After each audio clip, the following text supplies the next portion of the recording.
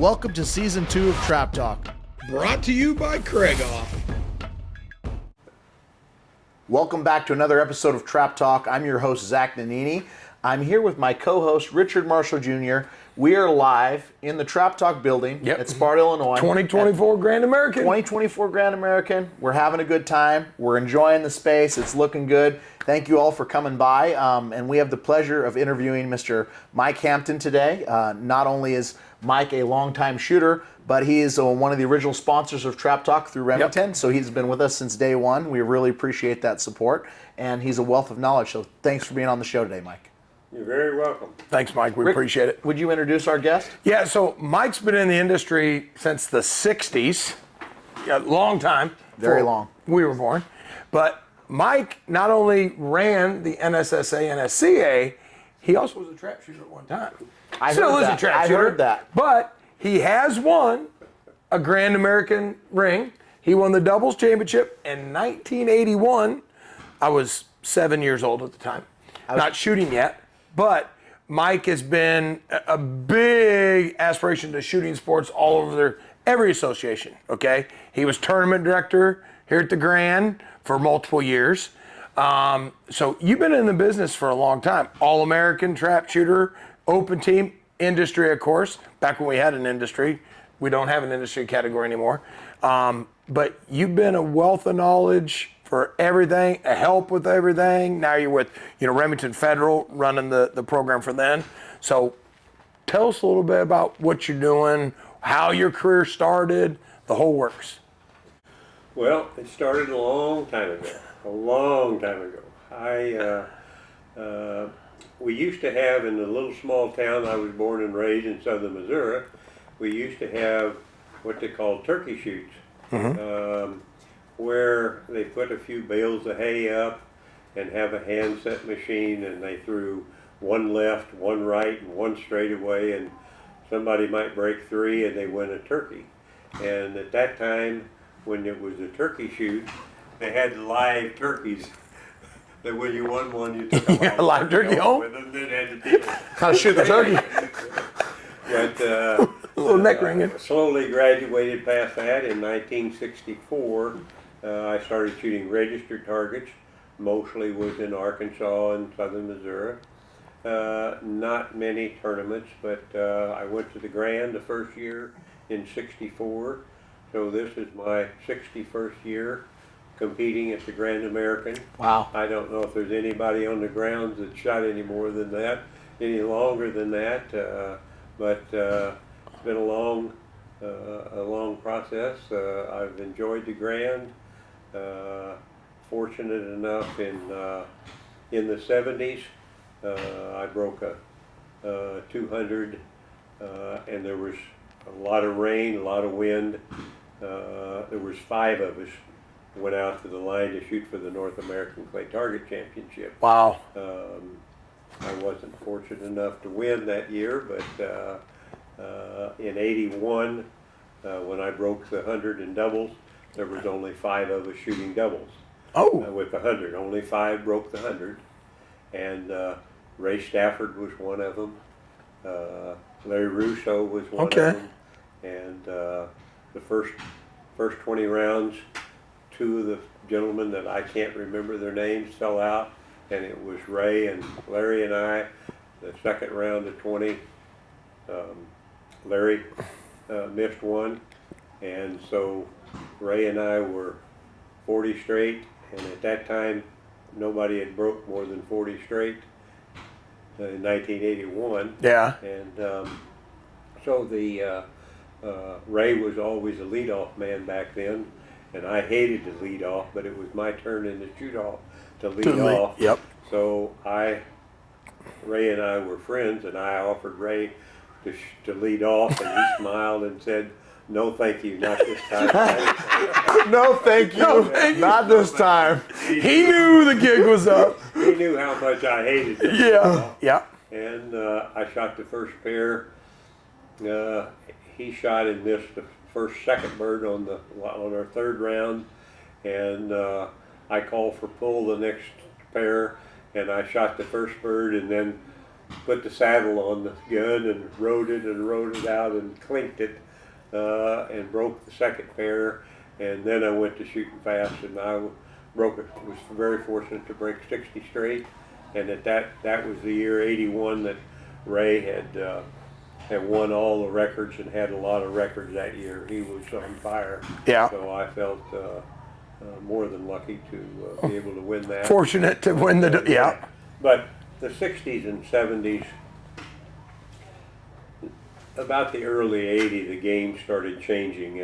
In the early days, it wasn't the same as it is now. Yeah.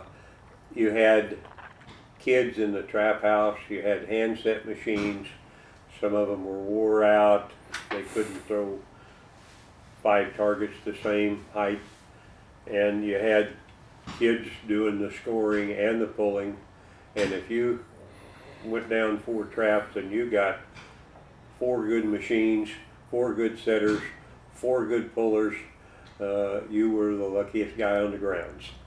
I understand that. Talked about doubles. Doubles were never the same. Lots of funny things happened over the years. I served as president of the Illinois Trapshooting Association 2 years in my 15 years serving on the board, and I was shooting with the president of the ATA, Forrest Woods, and at the state shoot, and a target came out. We were shooting singles. A target came out that was very funny looking. It looked like it was going through the air, stopping, going through the air, stopping, going through the air. He shot. Target didn't go very far, and so we stopped the squad. He wanted to go look at the target. We went out to the target, and the kid was just after lunch. And the kid had put a target in a Ziploc bag, put it on the arm, and it threw the target out there, but the target was going back and forth through this Ziploc In a sandwich bag. When he hit it, it went down, and he brought the bag back. He had hit the target several shots, and all the pieces were in the bag. And he told the kid, he said, "You can see this is a broken target. It was a whole target when it came out. That'd be a dead target." Yeah, I mean, how much more proof do you need? The chips are in the bag. Well, did it break when it hit the ground? I mean, you know, Little punch hole. I've never heard that. That was quite a story. I mean, and all the different stories when we were traveling around the country. A friend of mine from Texas that's in the Hall of Fame, John Hall. Oh yeah, no John. Capable of doing anything to anybody at any time. We had lots and lots of fun traveling the country. Yeah. And, but it was a completely different game back then. Now you got phonopulls, you've got automatic machines. There's no. Some of the boys would be this far away from the button, and the next one would be right on that and right on time, change the time. Everything. Everything was different back then, and the scores reflected it. All right, folks, we got to take a quick second and give a huge shout out to our title sponsor, Craigoff. Me and Ricky both shoot him. We both love him. Yep, best gun in the industry. I shoot them, I sell them. Nothing better, folks. Get yourself a Craigoff, your scores will increase. Yeah, I mean, Ricky's got hundreds and hundreds of hundreds with his. I mean, I've got a few hundreds, but I'm always working to get a little bit better, and they definitely help me, that's for sure. So on top of that, we also got to thank Winnig. I'm wearing the shirt today. Love this shirt. If you're down at the Grand, pick one up. Yeah, Winnig, like I said, Zach, hundreds and hundreds and hundreds with my Winnig stock. You know, get a hold of Bobby, Luke, Bill, get an appointment set up. They will make you a better shooter with that Winnig stock. Of course, yeah, the Grand's the great place to do it. Give them a call, get on their book. It's worth your time. Just remember, winners shoot Winnigs. With that being said, let's get back to the show. One thing I just learned yesterday when you told me, I was unaware of this, but I didn't know that they shot doubles over 4 fields back then. Yeah, 20, so it was 30, 20, 30, 20, 30. I mean, and that would explain, in my mind, why there were so many less hundreds. I mean, just the variation of 4 handsets, 4 pullers, absolutely. 4 sets. Because when did they switch? I think it was 90, 91, maybe they switched to 50 a trap. Somewhere right in that 90s, I know they did. Yeah. I can't remember the year, but I remember my first gram was 1988. And I show up and I'm like, 4 traps. Because most of the state shoots didn't. They shot 50 a trap. Yeah. Because they didn't have enough fields to do the 4. Absolutely. And so I'm like, at the Grand, I'm like, what do you mean 4 traps? And they're like, yeah, 20, 30 traps. I was like, okay. And I went out and I remember breaking a 50 and it was like a big deal. And I was like, oh, well, I never broke a 50 out of 50, 10, 10, 10, 10. Sure. But I was like, A 20 to 30, okay. no big deal. And then it was 2 years later when I broke my first 100, but it was a weird, and it did. And that's where, because you talk, did you ever shoot off any hand thrown? Oh yeah, so I started shooting at the Metcalf Field Okay, Sports so Park some of in them, California, and that was in San Jose. But any of the big shoots? Yeah, there was a few big Few shoots. that you Sage Hill, okay, when I shot it, 'cause- was a hand set and a hand pull at the time, right at the end there. I mean, there was some clubs that were transitioning to the Canterbury because the Canterbury was all the rage. I mean, early 2000s. Bob Schultz was involved with doing all that, and Steve Carmichael. Yeah. So I remember shooting the first Grand with Canterburies. Canterbury right across from the when beer was tent. it? Canterbury had the whole deal. I mean, it was like a huge deal. Oh, that was 99 in the 90s. I can't remember the exact year, but I remember going to like Missouri, where you're from. It was, he talks about this, you'd get a pull, and I'd always go up to the pullers and I'd be like, listen, if you get your thumb or however you're going to do it, get it on that button.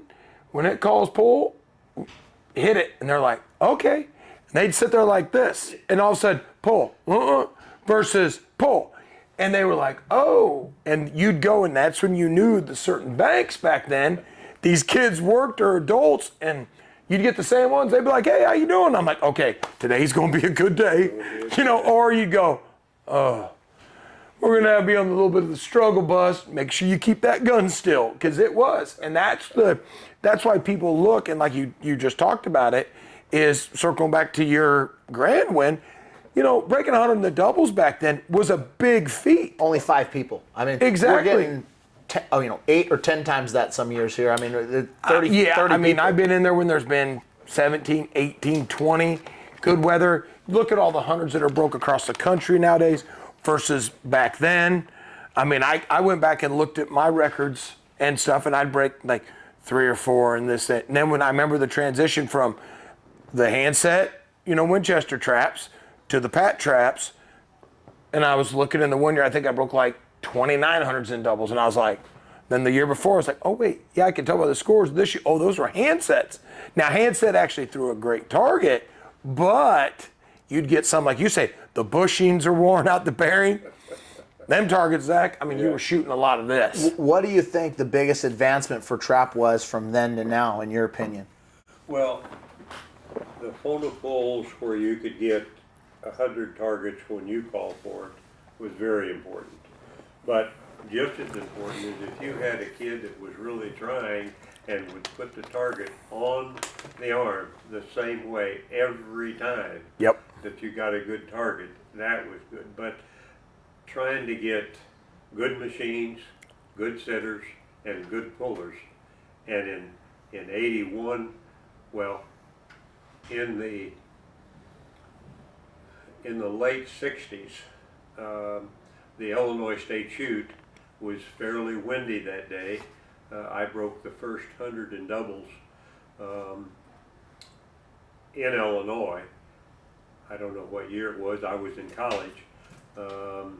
But C.E. Barnhart and Gene Sears, There's they some were Hall of Fame my names. idols. Yep. At that time, I wanted to be like Gene and Barney, and they had Gene had a 96, and Barney had 95, and I had 100, and they were second. And Third. I was first. I left as soon as I shot. I had a ball game with my fraternity. I had a softball game with my fraternity, and pitching for the fishing for my fraternity and drinking beer was just as important as Breaking 100. breaking targets. So You gotta have fun. Still kind of the same today as things are. Yeah. Just doing the same things. All right, folks, we got to take another quick break and thank some more sponsors. We've got Game Masters. Ricky, you're our guy over there, right? Yep, I sell every gun you can imagine. We've got a ton of Krieghoffs, every other brand available. So if you guys need something, let us know. We can hook you up. We're at the shoots. We got vendor buildings in Arizona, Ohio, and then Sparta at the Grand American. Yeah, I do like sucking up that free AC in Sparta, that's for sure. I mean, it's a good time. Come by and say hi to us. That's right. Also, Shot Tracker. I mean, we've had great success with them. Ricky, you've been involved since day one, so It's like having a coacher on the end of your barrel. It's a great tool, especially for doubles. That's what I really like it for. You can see the transition moving from the first target to the second target. That's where a lot of people get lost in no man's land, losing that target. I love that, and I also love the new software update, the stuff that's coming down the pipe. Those guys are constantly innovating. So with that being said, Let's get back to the show. So I want to talk a little bit about your style because, I mean, you've shot many, many years, obviously very successful, grand ring winner for doubles, and it sounds like doubles you've popped a few of those hundreds. What style were you using? Were you like myself and Ricky, where you were low on the house and driving everything out? Were you more like a Benitez, where you were high? I mean, what were you doing when you were shooting your best? I have amniomnia, which is the lazy eye. I have 20/600 vision in my left eye, which is legally blind, and so I was a one-eyed shooter all my life. So I had to come down on the trap. He's lower than we are. I'm lower than you Oh, guys. yeah. I've shot with Mike. My whole point is what I visualize the target is on the arm. That's where I'm holding. He's like in the middle of the house. You're If you holding ever down watched on the him, arm. I'm holding down. You look at the trap house, and he's kind of right in the middle, so that target comes out. I've got to see the target. And my best friend and shooting partner for 50 years holds straight out. As soon as it comes out, boom. I had to see it come out, follow it up to break it. The only time he held a higher gun is when we shoot skeet. Because he has to have it Out there. That's the only time. So down in the house, were you in traditional hold points where you were on the corner on 1 and on the corner on 5, or were you inside like a ditto, or what was that? I was on the corners, dead center, In line. and then halfway over, and then the corner. Just how I teach. Same way, and that's exactly what we've taught, and what we've worked in. And a lot of shooters use that traditional kind of hold point. I think it's very successful. Some of the gentlemen that's been shooting as long as Mike, the old way was a lot of them just held to the center of the house. Well, that was one of the deals. Always held for the straightaway, and then chase the angles. And I remember, when I first shot with Frank, Frank talked a lot about that at times with certain people, like, hey, that might work for you. And I'm like, that's a long move. I'm like, why not split it up? I'm like, because I work think smarter, not harder. That pie's moving, right? Absolutely. So if we move with the pie, now we're still in that center spot where if you're always in the middle, you got a long way to move on the corners. Absolutely. Now, we've had Keith Ditto on the show. That's how he shoots, and it seems to work really well for him. So I think it's one of those things you just got to figure out. Everybody sees a target different, and especially in Mike's case, being a one-eyed shooter, being legally blind with his left eye, he's got to be down, so he's looking above, seeing it, and then making that move. So I never could shoot. I never could transition from singles to handicap. I was never good. I'm never a good handicap shooter. I shot 27 yards all my life, but not like they do today.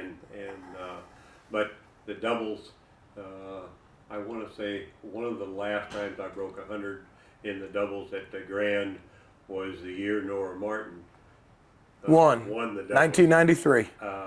What 1993. Well, in I think. 1993, To check on that, but yeah. I broke the 100 in the doubles and won the industry outright. Outright. And I had to call her and tell her, Nora, don't be telling everybody you beat all the guys because you didn't Because beat me. back then, see, and that's, I don't know if you knew this, Zach, so back then, the industry guys could not shoot for a grand ring. You were industry. That was your deal. One you or the other. Yeah, because a lot, Devin Harris, the Mike Jordans. I mean, they could compete with all the top shooters. Well, of course. Yeah, but I mean, but they couldn't. And I always thought that was like. Well, I mean, I get it, but it is what it is. So. When they hired me as the executive director of the National Skeet, Yep. they said, we're not paying for your entry, we're not paying for your ammunition, Yep. but we do want you to go around the country shooting trap and skeet and sporting clays. And at that time, I'd shot a couple 100,000 registered trap shooters. And Yep. I still was shooting with my squad at the big shoots, but I went industry from that time on until they dissolved the industry. Yeah. So, speaking of that, what year was it that you started with the National Skeet? I was hired in 1987 Okay. to be the executive director of the National Skeet Shooting Association, and sporting clays was just starting in this country. Yep. A few of the clubs were throwing hunters clays or game clays, or they were calling it different things. Different names. Yep.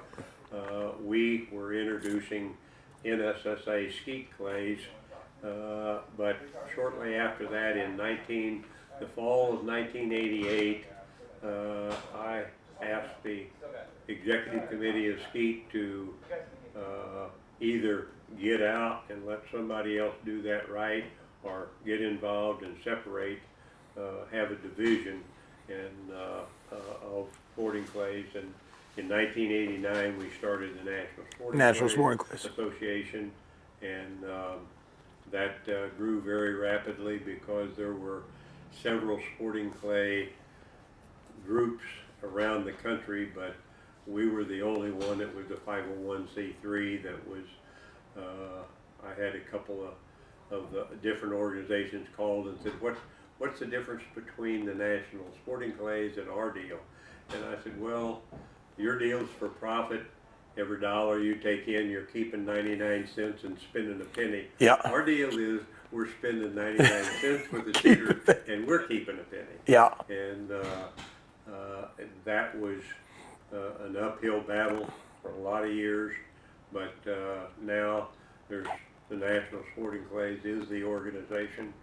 They have over 2,000 people at the National Sporting Clay Championship, and people are enjoying it, and skeets grows a little, stays static most of the time, but sporting clays continues to grow. Yeah, and that's so because I started sporting clays. I mean, I shot the Olympic Training Center in I think it was 88 or 89, and then we started. We ended up at the Broadmoor, and outside Colorado Springs, and they said, "Oh, we got this thing called sporting clays," and I was like, "What's this?" It's like simulation hunting. I'm like, "We're in," and Jason Booker, and myself, and the whole, the youth group that was there that Randy Mueller used to bring, because he ran the NRA Shooting Center. Right.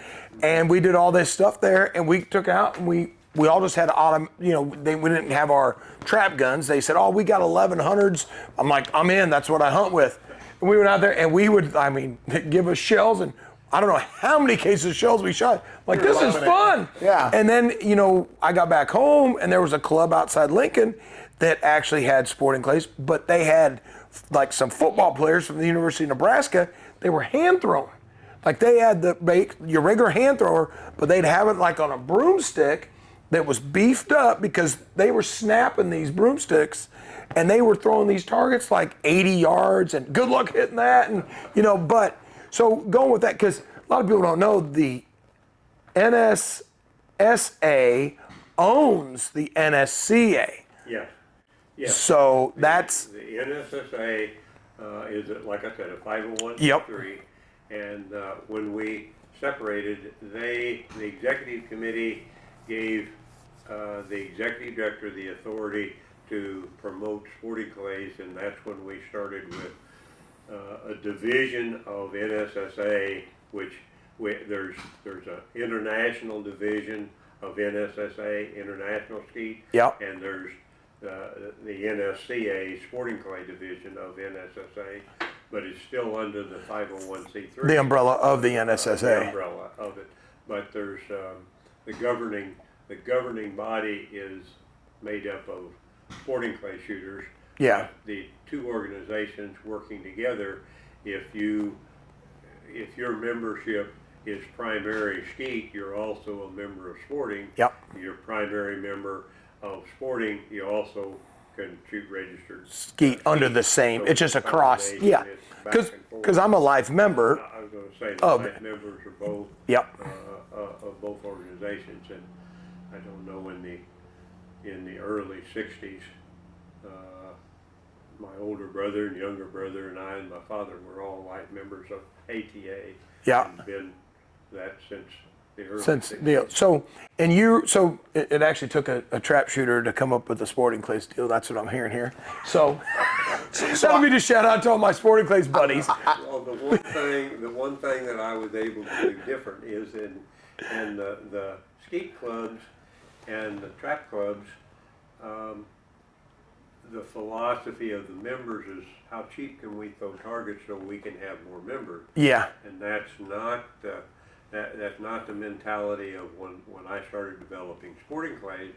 The sporting clays was how can you do it and be successful and make money for the club. Yep. So that when the trap goes down or you can make improvements, you've got Make it better. You got the revenue. to do it. And Yep. the other part of that is most of the trap and skeet clubs are membership owned. Yeah. Most of the sporting clays are individual owned, and they find out what the customer wants and give it to him. Absolutely. But they got to pay for it. Yeah. And there's 2 servings of beef here. Mm-hmm. There's the Roof Chris fillets, and there's the McDonald hamburgers. They're both beef. Yeah. But if you feel like you're getting your money's worth and you're enjoying it, That's you get your money. what I've seen, because you were the executive director of the NSSA, NSCA, and now your son is the executive director, Yes. junior. So, I've been to the National Sporting Clays, I think, till last year was like my 12th or 13th straight year going. Bobby Chambers and I and Josh Taylor, Yes. Robert Crow, Joey Hill from Easy Go. We would always do it like a squad of trap shooters. Let's go shoot the Sporting Clays Nationals and such. But there's a little more at the Nationals.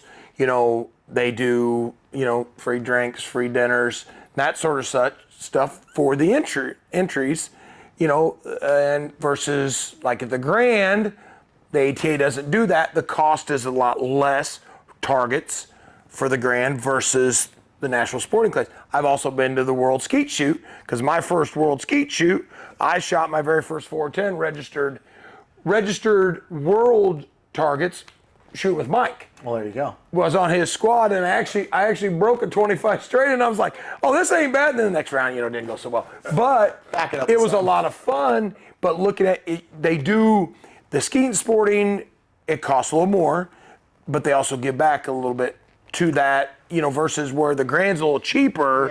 Yeah. Because you were tournament director of the Grand for multiple years. So you've worn multiple hats in every organization. All right, guys, we got to take another quick break and thank some more sponsors. We got to say big thank you to White Flyer, America's best targets. You make them, we break them, right, Rick? That's right. We got the new Eco flyer that we helped design, myself and Sean Hawley. That's out now, available out of the Georgia factory. That's an awesome target. Look for that. Going to be available hopefully everywhere by 2025.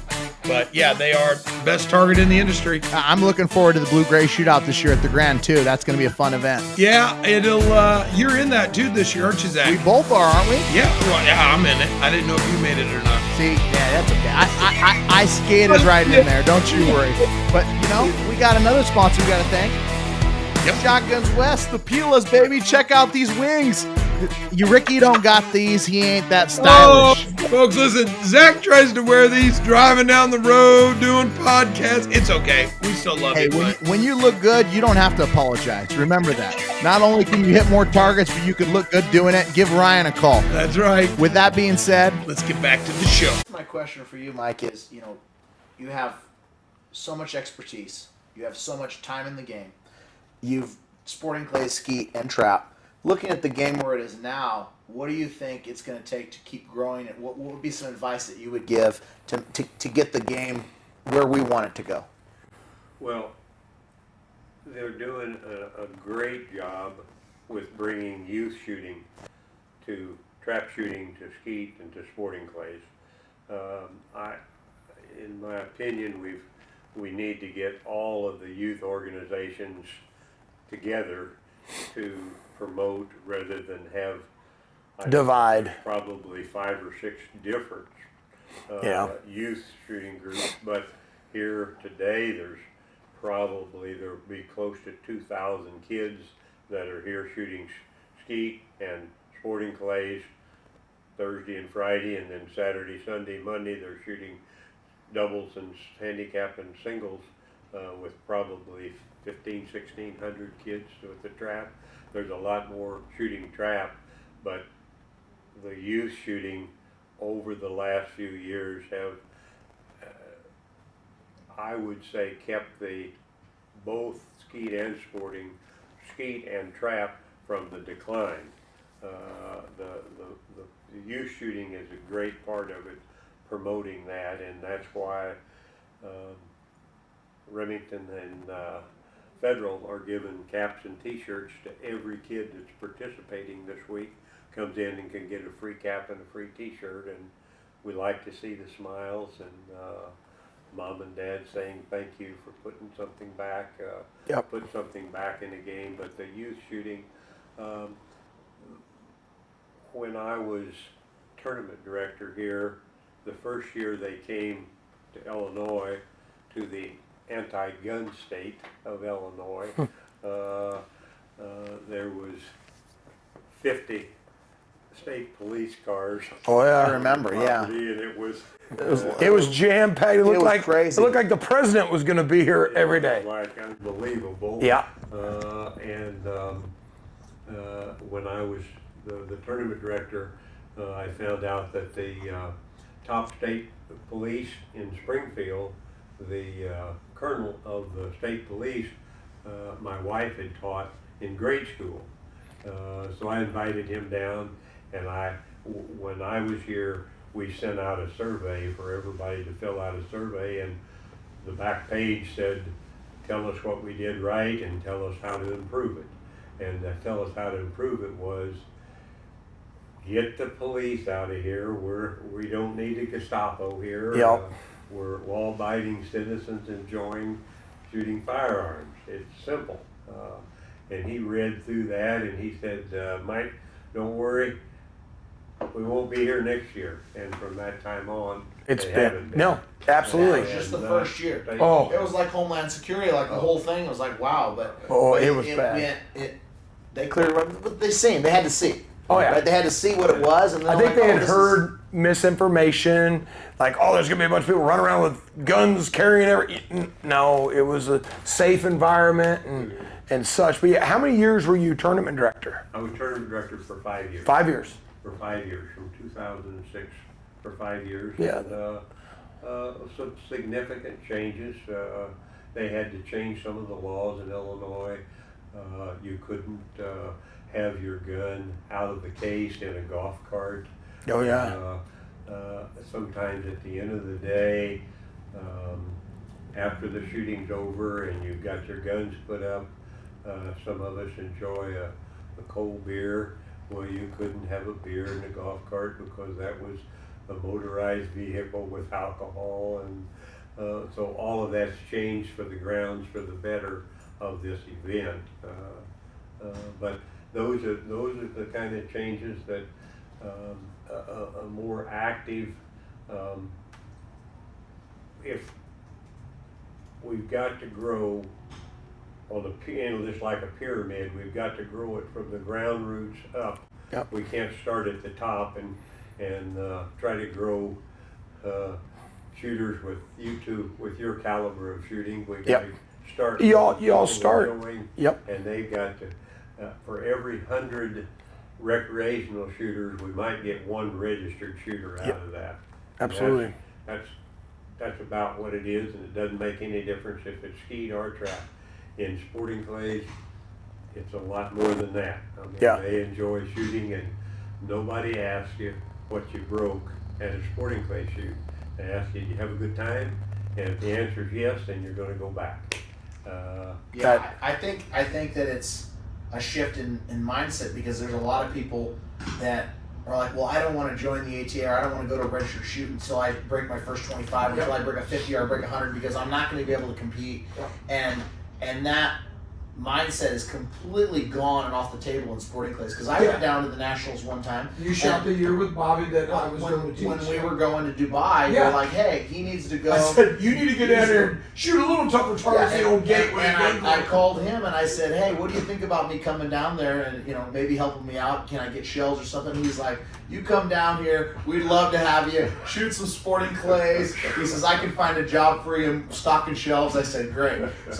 So I came down there, and what I realized is so many shooters, like there was people out there that were like first time figuring out really like loading it, and like I'm like, they're having a great time. And you know, here I think people are a little bit intimidated. They want to practice and get to a point They before want they to say win. they want to win right off the Right off the bat, bat. or you know, and that's, I don't think that's an expectation that's realistic or even healthy. Yeah, it's one of those in sporting, you know, because I shoot all the disciplines, and I've been in nationals so many times, and we've had squads where, you know, back when we had 5 people on a squad, sometimes they'd be full, sometimes, well, one person could shoot the main last minute, or the other side events, which I shot a lot in that year that you were there. You shot the main and my position, but those side events, we jump on and shoot with some different people. And you would get on with some that were like, yeah, we're here to win. And then I'd get on some where guys had never even competed. And I remember one time the guy's looking at my shirt and he's like, your name's on your shirt. You must be good. And I'm like, well, I shoot for winning. And they're like, oh, and they would get done and they're like, yeah, I've never like ran a station. And I'm like, awesome job.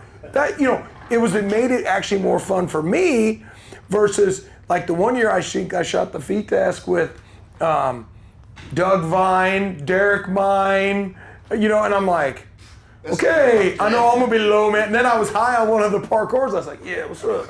You know, but it's stuff like that. In there, you know? But it is where, you know, you've been involved in so much and seeing it and the growth that, you know, like you said, these youth organizations, you look at Minnesota, they got 20,000, 30,000 kids that are shooting up there in their leagues and stuff. And that's great. And we need that to sustain the growth.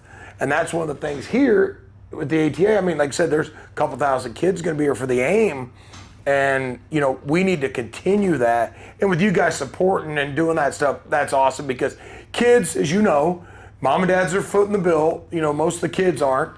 I have a few kids, students that do pay for part of their shooting, but you know, when they get that free hat shirt, that makes them like, oh, the parents sometimes go, great, now they're hooked for another year.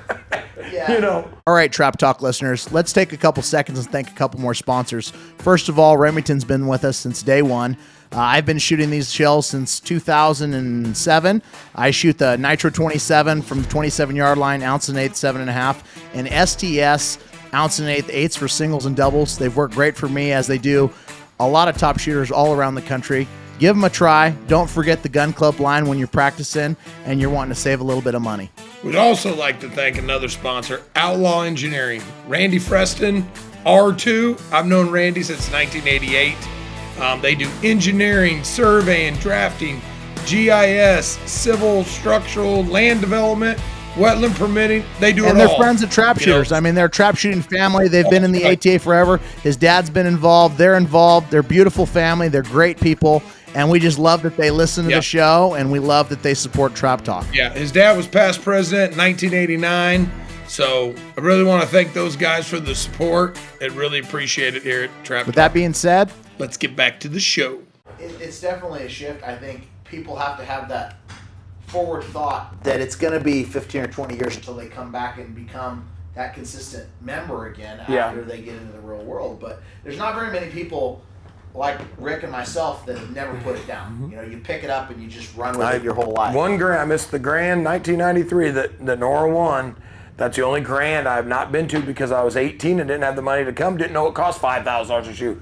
But I said after that, I'll never miss another one. And I'm one of the only ones from my era Yeah. that have Yeah, literally every shot year. every year. So it is a tough deal. It's an expensive sport. We love it though.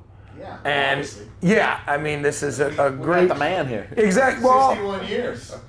I mean, that's a long- that's a long time. long to do that. time. 1 year is a long time to do anything, but it's been very enjoyable, and the camaraderie and the friends that you meet from across the country are lifelong friends that from all over the country.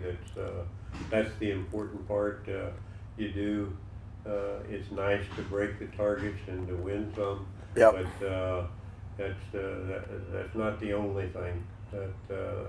I'm only here now participating and enjoying the shooting. And at one time, when my wife and I lived in Illinois after we graduated from college, and we both taught school, and I bought 80 acres and built a gun club, a 5-trap club with 2 live bird rings north of here, about 60 miles, and had a gun club for 7 years there. And I thought if it wasn't registered, it wasn't anything. And then sold the club, and a few years later was part owner and manager of the Gateway Gun Club in St. Okay. Louis, the largest gun club. My Your home home club. My home gun club now. Your gun club. And I was the general manager, and 1 week we had 1,529 shooters shoot in a league, a trap or a skeet league. 1 week, 1,500. Jesus. And there's not 150 registered shooters in the St. Louis area for trap and skeet. Yeah, And, leagues are really big in St. Louis. I mean, they have meet shoots. They have this long history of guys that don't shoot ATA, but they just come out and shoot these, Thursday night, Wednesday night, Friday night. They call them sliders or pot shoots. Yep. And it's like, I can't believe. And there's the quality of shooters that are in those groups. I mean, there's some really good shots. If they just would shoot a little bit more, then they could really, get there. the Monsanto, Bowen. McDonnell Douglas, all had their own league that within the company had the league. Then they had 100, 200 shooters that would come out And shoot. and shoot trap and Tuesday nights and shoot skeet on Thursday nights, and lots and lots. And that's when I realized, wait a minute, registered is not everything. No. Enjoying, and at the end of the month, if you have somebody coming out that shoots 25 practice and they're 50 bird league, and they do that 4 times, they're shooting quite a bit of targets. Oh, at the end of the absolutely. month versus a person that's showing up on Sunday and shooting 200 or 300 targets. Of course. It's the same thing, and More consistency, business all around the month absolutely. instead of one time. Absolutely, and I mean, the people the college kids that would come out in a taxi cab and rent a gun and shoot around the trap and around the skeet and have a good time. But that's how you develop the shooting, is they got to enjoy it and continue. Then you get them to shooting registered. Yeah, that's why we still do. I love to shoot, no matter what game it is. I just like going bang. Yeah, exactly. We just like shooting. I mean, it's just a fun time. But I do want to transition a little bit. I know, your role right now, your main role is the team manager at Remington and Federal. So what is that like, managing those teams? And, maybe what some insights that you could share of what's coming down the pipe for our listeners. Yeah, what's it like managing or babysitting Zach? That's first question that people want to know. I'm easy.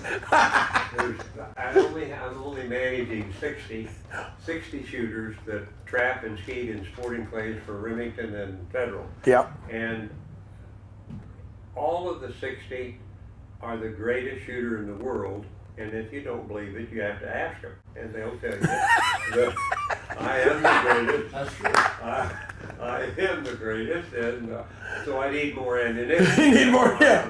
Zach doesn't do that at all, does he? Hey, I've been shooting a lot of practice over here.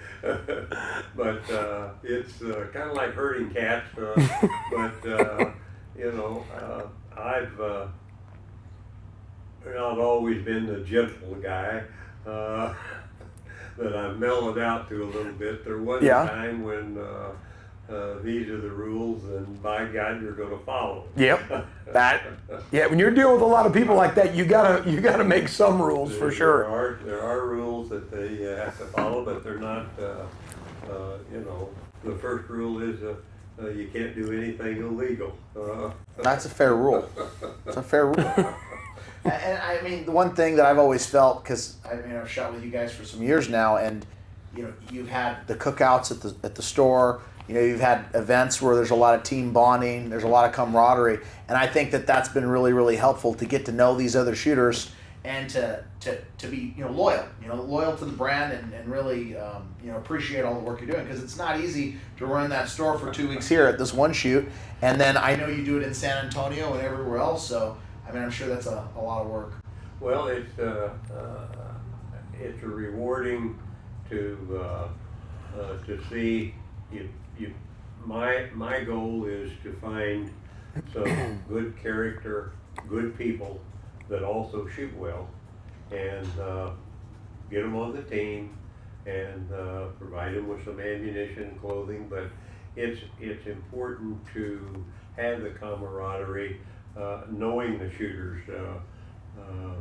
You're in St. Louis, TJ Maine's in Washington, the state of Washington. We got shooters from lots Coast of to different coast. states that you don't see all year. You're going to see them this next week at the Grand, because that's when everybody comes together. But to have a dinner for them and thank them, we're proud that they represent our brands. And the cookouts are for anybody that shoots our brand.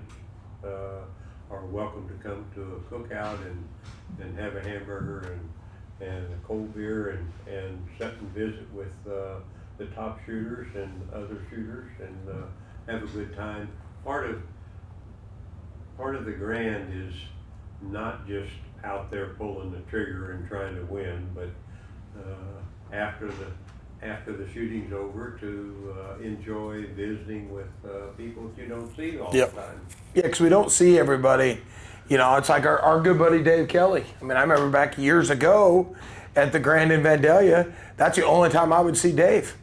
We'd run into each other, we'd have drinks, dinner, have a good time all week long, and then boom, next year, same deal. That's so that is the big thing. It is a nice thing that you guys do that. Yeah, let's call it. Dave, get here next year. $25,000. You still got time to get here this year. We're calling you out. Get the release trigger in the gun. Get back out here. We'll get some Remington shells in there. He used to be a Remington guy. Yep. Nitro 27s, I remember. But we miss you a lot, so you got to get out here. But hey, Trop Talk listeners, let's take a quick second to thank a couple more amazing sponsors. SOS Clay's Shoot Management. They're doing a fantastic job. I love the app. I love being able to see everything on my phone instantaneously. It's freaking awesome. Rick, what do you think? Yeah, Greg Pink and his group over there. They've got majority of the satellite grands, majority of the state shoots. I think it's 40 plus state shoots they're doing. But the app, honestly, we were doing a little beta testing with that at the Spring Grand. It's awesome. You can see your squad, if they paid. You can see your options, your payouts. The whole works at your fingertips. Great deal. They're just Ricky knew how much money he made before he even got off the line. He was like, hey, I'm buying lunch. I'm like, yeah, good job. We're good to go. That's we right. also got gun and trophy insurance. They're the best in the business. I know they're great price. Ricky, you're familiar with them, right? Yeah, Cole and Larry Cushman been long-time supporters of myself, and I've been a supporter of them, and especially with my college team. We require insurance. It's so fast and easy to sign up and get your insurance in literally 10 minutes. You can have your guns insured, and they're just great. They're great to deal with. Like I said, you can do your trophies also, your wildlife animals and that such. and your guns. It's just a great It's product. always good when you're Great traveling product. around to have that peace of mind and know that you don't have to worry about losing your stuff forever. And these are expensive things, especially when you got those Craig offs. You got to keep them insured. So, Oh, exactly. with that being said, let's get back to the show. But yeah, it's a crazy journey. I mean, to just be a part of this game and to see the advances, the changes, the people. But the one thing that hasn't changed, always good people. I mean, Absolutely. every stage of it. No matter what it is, you know, and like I said, I've been fortunate to shoot all the disciplines, and it's nice to go and, you know, you shoot trapper, shoot skeeter, shoot sporting. Everybody's there, you know, to compete, but also have a good time. And that's the nice thing about, you know, I've been doing this a long time, not as long as you have, you know, but 36 years, and it is great to see new faces, you know, old faces every year here at the Grand, you know, and just to see and hopefully keep this lovely sport alive. We wanna And see that's it one of grow. the reasons, and I know you've been a sponsor of the show since the start, but is to do this podcast was to get information out to people about different things, and it's working because of our lovely partner John Slinker. You know, without him, we would have all this stuff. You know, and John's the you man. know. I mean, he's taken this to a whole nother level. We definitely couldn't do it without him. Absolutely. You know, we got Chris in the background. Yeah. He's doing all all the of our editing. editing, and I mean that's a lot of work. I mean, you don't get to see these guys. But No. they're doing a lot. We of just do work. the talking, Yeah, the interviewing. we get They the do all easy the part. editing. You know. we get the easy part. But you know, what I want to say thank you for is when we started this. I mean, when I talked to you about it, I said, you know, I'm thinking about doing this podcast thing, and he's like, I think that could work.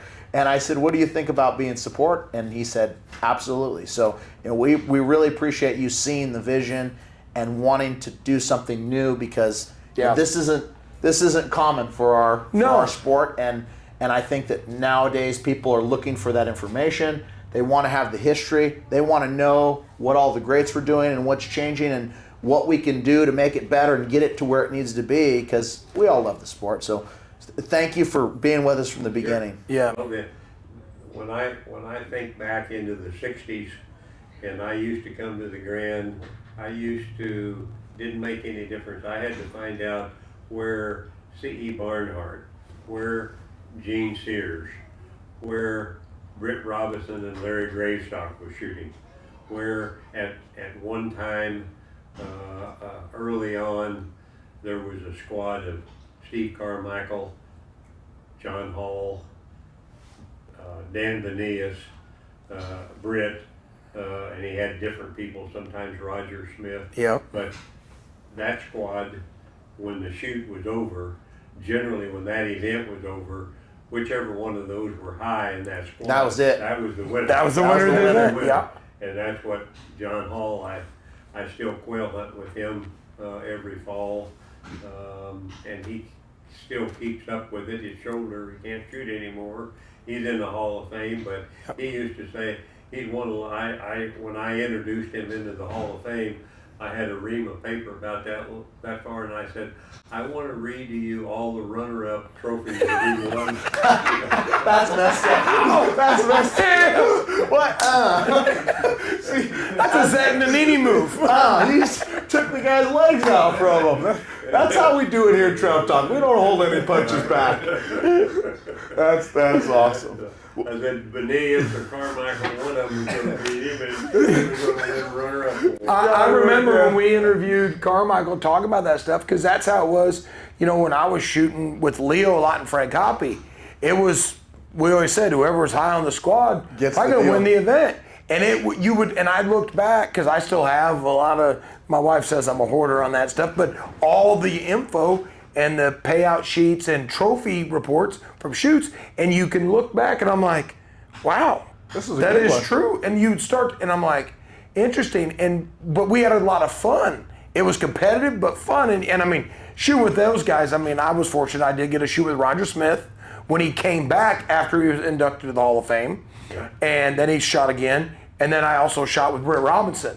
So two legends that, I mean, the stories, it was phenomenal and I'm just sitting there like, and I just listened because it was a lot of cool, you know, stuff going on. The gun company wanted to develop a trap gun, and they wanted to put some people together, some trap shooters together, to give them some ideas.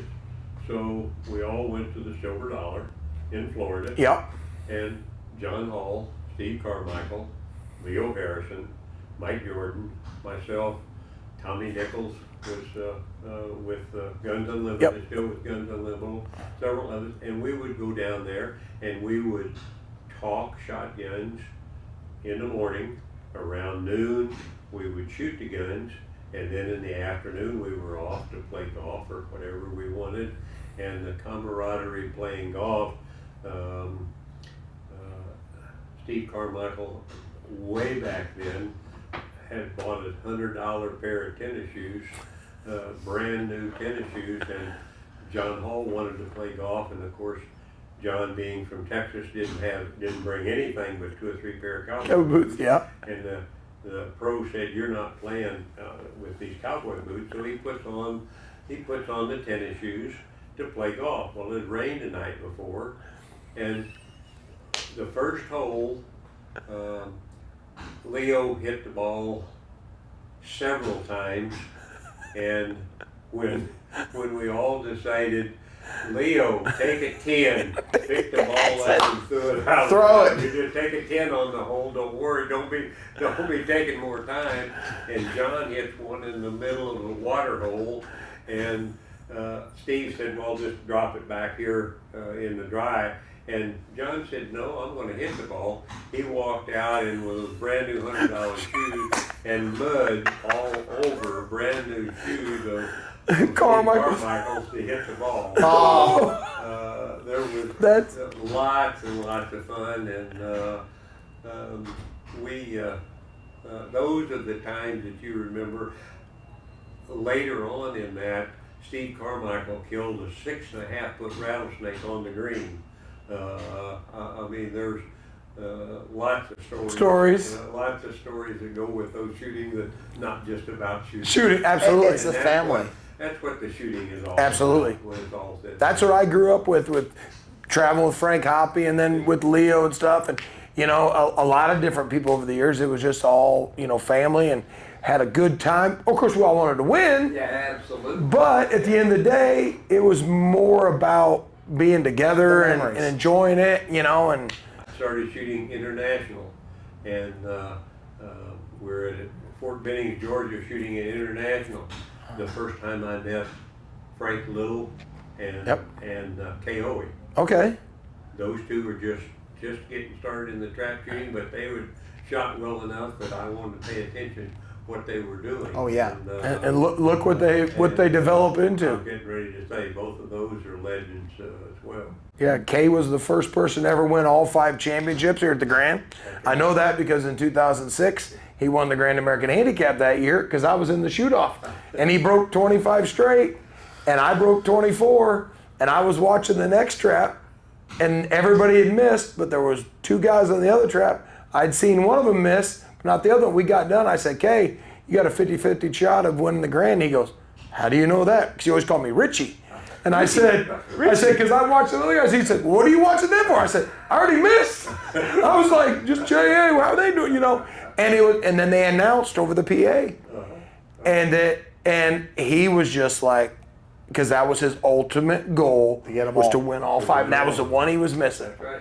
You know, so that's a cool, I mean. All right, folks, let's take a quick second and thank some brand new incoming sponsors of the show. These are personal friends of mine, fellow clay shooters, and lovers of the outdoors, Rick and Carla Burke at 73 Pointers Ranch. Rick, tell them what we're doing. Well, we're doing a giveaway at the Grand American. So they've graciously donated a 1-person hunt for, I think it's, 18 quail or 12 chucker or 8 pheasants.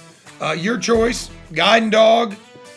We've got dinner, overnight, lodging, breakfast. So yeah, I think it's going to be a great giveaway. It's a great thing. It's valued at like $1,500. You can obviously bring a guest if you'd like, but it's about an hour out of St. Louis Airport. And if you're lucky, maybe me and Rick will go out there with you and do some bird hunting, because this is an awesome place. It's a great time. And if you're local to this area it's not that far out of the city. So you can be in the office and then be hunting in the afternoon. So they're great, great people, and they love this show. So we really, really appreciate the love and support. Yeah, we'd like to thank Rick and Carla. We really appreciate that. Also, we've got Mid-State Precious Metals, Ron Prescott. He's a great guy for all your gold and silver needs. Ricky, tell him about our friend. Yeah, Ron, he graciously donated a 10-ounce silver bar to our live in-person podcast in Tucson. And, he has everything. I bought a bunch of silver from him. We got our silver and gold for the fun day at the Nevada State Shoot on Monday this year. John got all the silver and gold for the Nevada State Shoot. So look him up for your silver and gold needs. He'll give you the best price out there. He really is, and he's a friend of the Trap Shooters. I mean, he's looking to get gold and silver to these gun clubs for their shoots at the lowest price across the country. He's doing them a service and helping grow the sport. So, thank you so much for that, Ron. Yeah, thank you, Ron. We appreciate it. With that being said, let's get to the show. I do have one question, if you don't mind answering, or can answer. I know I get it a lot, and I'm sure you do. I've been a sponsored shooter for multiple years. Zach has too. We always get kids asking, especially the youth, how do we get on a shooting program for like ammo and such? And I always tell them, listen, you just go out and win and they'll notice you, because they are paying attention. And they always go, well, is it more of that? I said, well, so here's an opportunity. Is there a certain way, or how do you go about it with Remington Federal? Here's what I do. You're right. I mean, I watch the major shoots to see who's winning. Yep. I also try to see, I am really not looking to talk somebody into using our product if they're using somebody else's product. Yep. If they're using our product and they're winning, I want some references from other people that says, yes, he doesn't throw shells, she doesn't throw a fit, they smile. You got the forward front injecting Craig off. I do. Everyone's all goes forward. Yeah. So. And then I want them to give me. I always ask for. I said I want 20 sentences about yourself that has nothing to do with clay target shooting. Okay. I want 20 things I want to know about yourself. I want to know you have brothers and sisters. I had a lady fill out that, and one of her things was, I know how to field dress a deer because I've killed one and field dressed it. I mean, it's just something. And I like to hear, I'm a Christian, I go to church on Sundays. There's all kinds of things, but I want to know about the person. And I want to pick people that shoot our product to say thank you for shooting our product and let me consider you on the team, and I want to know that they're a good person. Yeah. I'm not the kids. I'm interested in them being good in school. I want to know what their plans are after school. Their future. I just want to know a little bit about the person before I select them. Yeah, which is good, because that's what I tell a lot of the kids, because I do a lot of youth lessons, and I always say, listen, it's not always about just breaking 100 straights. It's on how you are as a person, how you interact with other people. Because if you're wearing their hat, you got to be able to talk to people and explain a few things and represent the brand in a proper way. And that is one of the things that, and some of them go, oh, well, everybody just gets all free stuff. It's not always that way. You're doing something to get that free stuff, and it's not always free. That's what I try to explain to people. I'm like, listen, it's not always about the winning. It's how you interact with other people, how you carry yourself, how your grades are in school. That's the number one thing. It's an overall package. I think right now there's so many good shooters that if you just put it on shooting alone, that's just not enough. You've got to narrow it down. I think, and you don't have a budget of $1 billion. Just like, hey, now that'd be great, but then the companies wouldn't be around, as we know. Yeah, and I think hats off to like Anna. She does a really good job of marketing herself. And doing the videos and things like that. And I know Wyatt's doing that too now. Yep. Debris and like using the social media platforms to share your story and share your scores and share what you're doing. I think that's really helpful for the young shooters, because it's marketing. It's getting out there and it's saying, hey, I'm proud of this brand. they're proud of me, and we can Yep. help each other Well, grow. And I think that's a benefit. We wouldn't have this if it wasn't for the social media aspect. Correct. It's, doing all this. I mean, it helps, and we're trying to help the sport grow as we did here at Trap Talk for the Grand American, giving away 5 entries for the kids. I mean, that blew up and took off, and we had some awesome donors. Yeah, and that was the cool thing, and we just said, hey, we're going to try to continue this every year. Maybe next year might be 10. You never know. We'll use a little bit of Zach's money for that. Yeah. I tell them I want them to be a great person that also shoots well. Absolutely. And I'm not looking for the great shooter. I'm looking for the great person that also shoots well. Yep. And that I want them to shoot our product because I'm not into, well, I know you're shooting this, but you'd shoot ours if you shoot better. Yeah, I totally understand that, and you're probably one of the biggest wealths of information that we've had on the show. We Absolutely. should probably do like 10 more episodes. Yeah, we could do some story episodes about Benias and John Hall and Britt. After hours at the bar, maybe. Yeah. Because the story with Leo, like golfing, we tried to get Leo to golf years ago at the Dollar, and he goes, been here before, didn't do well. That was all he'd say.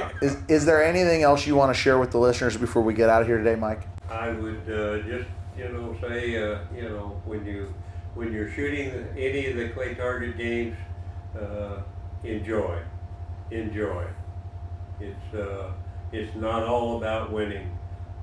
I was fortunate enough to win a few times, but if you have to win to enjoy it, you're not going to enjoy it very much. Yeah, that is true. I love that. Yeah, well, we really appreciate you being on. It's been a great time. We're going to have him back on again for sure. Yeah, thanks for sponsoring the show. Thanks for coming in today. Thanks for making this all possible. And we'll see you soon. Everyone listening, make sure to keep up those likes and comments on the videos. Come by the store, check out the merchandise, give John some ideas. I mean, make Trap great again. We're here to do it. We'll see you next Friday. See you next Friday. And the Trap Talk podcast is brought to you in part by RM Shooting Clinics. Have Ricky take your game to the next level. If you want to shoot hundreds, give Ricky a call today. Zach Nannini Financial. We believe in putting people first.